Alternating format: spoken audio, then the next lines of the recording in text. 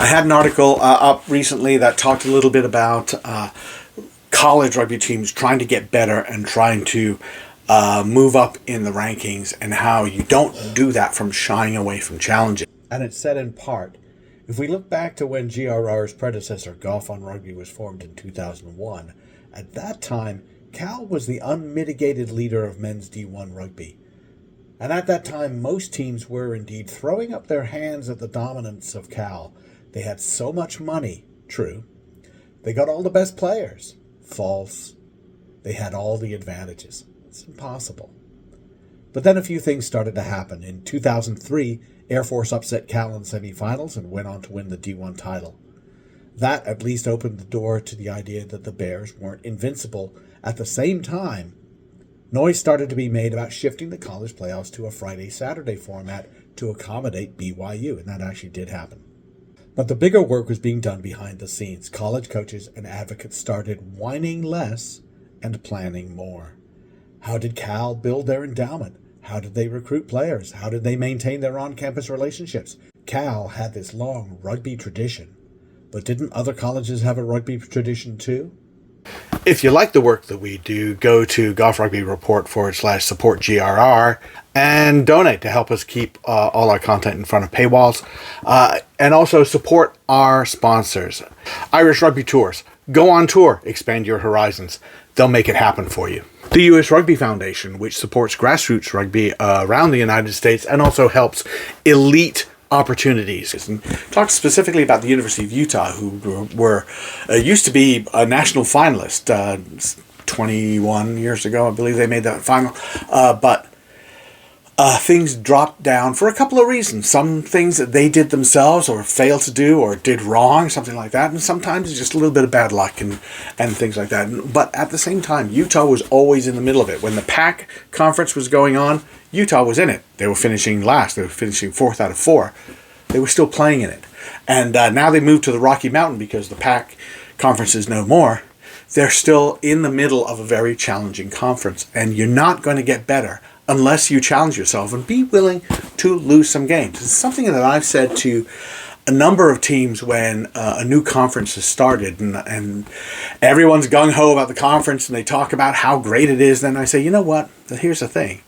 You're going to play, 6 games in this conference? Somebody's going to go 1-5. Somebody may go 0-6.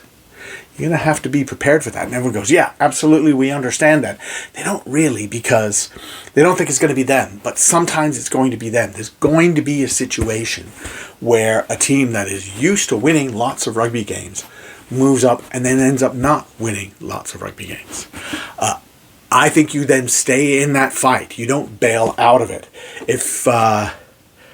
Now, I have seen teams move down a division, something like that. Now, usually what's happened is that they've been up in division because they have a small group of very successful players, right? And then those players graduate, and then they realize, well, we're still drawing from this small pool of potential athletes at the school.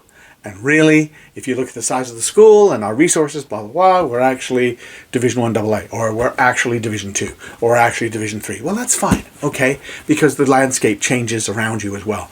But if you want to challenge and say, we are the best, and you see a few shirts behind me that say, these are teams, right? These are teams that said that they're the best. They're the best in a division. Are they the best in the very top division? Maybe, maybe not. I mean, this is an ongoing question. So, and it's funny because I'm saying this and people are going, is he talking about us? Is he talking about us? Well, maybe I am. But the idea is that I'm fine with you staying where you are personally. I'm fine with you staying where you are in your competitive world in college rugby, because there are so many factors that lead to decide whether you should be D1 AA, NCR D1, D1A, D2, whatever. However, don't then come talking to me or the general public without being called on it and say you are the very best if you haven't played against the very best. And we know who the very best are. We just do, right? We all know that. Now, a lot of people ask me, and I've mentioned it sort of a couple of times, but they've asked me, say, take D1A and NCR D1. why don't you rank them together? And I might, but I think it's fraught because I say right now, Brown's defending NCRD1 champs. They're ranked number one still. At the end of the fall, if I put them in a ranking and I didn't rank them number one against D1A, and I would not, what does that do? Is that nice? Is that pleasant? I mean, no. All that does is say, hey, you're champions, but I'm going to now harsh your mellow just over Christmas. I mean, I don't see a point in that. But if people in Brown Rugby start saying we are the very best team in the country after they win, if they win again, or if it's St. Bonaventure or Walsh or somebody else, you never know, right? In a very tight, very, very interesting Thomas More, Notre Dame, just a whole bunch of teams playing really well at sort of top, competing at about the same level in NCRD1. If any of those say we're the best in the country, I'm going to call them on it because they're not. You're not until you play Life, Lindenwood, St. Mary's, Cal, BYU, Navy, Army. Not until you play those teams and beat them consistently are you going to be talked about in the same breath as those teams. That's just the way it is, right? Because we've seen historically how they perform, and they usually beat those other teams. There might be one or two games where you say, hey, there was that thing that happened. Yes, that's true. Try it again in a week. Try it again in a week after that. Try again in a week after that. Have a look at the playoffs that D1A goes through and tell me that any other teams could easily take care of that. No, it's extremely difficult. So be in the competition that you want, that's fine. But if you start to crow about it, there's another competition. There's always another challenge. And let's look at it from a player perspective. There are great players that come from teams that are not necessarily national champions. Why do they do that? Well, they can still be very well coached, right? And they can still be on a good team that understands how to play rugby. But very often, the players who are super high achievers are that way on a personal level. They will look around and say, I'm not going to whine about the fact that I'm playing in this competition or that competition. I'm just going to work as hard as I can to be as good as I can. And I'm going to pick on a player. That, just to give you an example, because if you think you're overcoming obstacles, maybe you're not. So you have a look at someone like Chris Mattina, who played at Xavier High School and then was going to University of Delaware. And Delaware got suspended for 5 years for something that really wasn't their fault at all, and they just got blamed for it. I'm going into all the details. Horrible thing that happened to them, being blamed for a party that got out of control, and nobody even got hurt. It was just embarrassing for the school, and they decided to blame the rugby team. Okay. Many really good Delaware players transferred out, decided to go somewhere else. Mattina stayed at the school, worked really hard to then get the program back. And he did. I think he reduced it to 1.5 years was a suspension. Did everything he could to get that program back. Didn't sit around and whine that, I'm not in D1A and I'm not being lauded as the best player in the country. He didn't turn his back on the program. And I don't fault anyone for transferring. I'm just saying he didn't do that. And he got that program back operating so that it was able to play rugby soon after and didn't kill the program. Because of that, Delaware is playing rugby today. Chris Mattina, right, this is on a D1 AA team that was suspended and he wasn't playing for a while. He became a professional. He became an Eagle.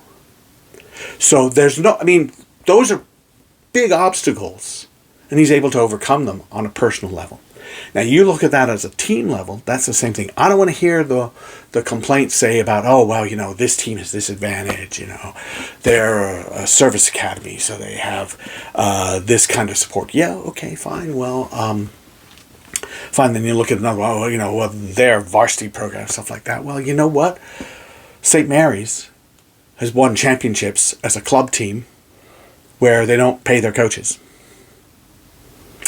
They have high percentage of American players on their team. And in fact, if you look at the champions the last several years and look at the percentage of American players on the team, it's very high. So any of those talks about the other things that are going on, you can just take care of your business and you can probably overcome them. Now, the one other thing that I did write about that would be worth talking about is cheating. And cheating, in this case, would be having players who are not eligible to play playing on your team, or players who are not even in your school playing on your college team, maybe even on the B side. You think you're doing them a favor. Well, that's a bad idea. It's just a horrible idea. Don't do it. If you have got players who are have been at school for a bit too long, or were at another school and showed up at yours and claimed to be a freshman, you're not going to help yourself at all, because first of all, you undercut the moral superiority, the moral high horse you could be on as a coach and a program director. That's number one. And we've all been faced with these kinds of decisions. And the decision to flout the rules, to be seen to flout the rules, is a bad one. Then you also get the situation where, and this was explained to me one time. I said, hey, if I'm going to make a decision between the player and some stupid rule, I'm going to take the player every time. But you're not choosing the player. You're choosing yourself to win. And when they find out that this one player you have who's ineligible, guess who gets punished? Everyone else on your team.